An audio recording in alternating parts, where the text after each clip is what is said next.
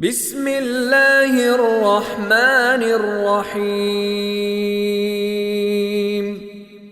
ألهاكم التكاثر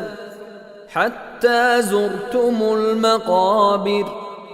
كلا سوف تعلمون ثم كلا سوف تعلمون كلا لو تعلمون علم اليقين لترون الجحيم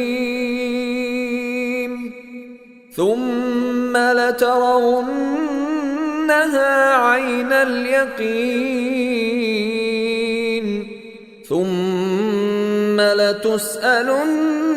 يومئذ عن النعيم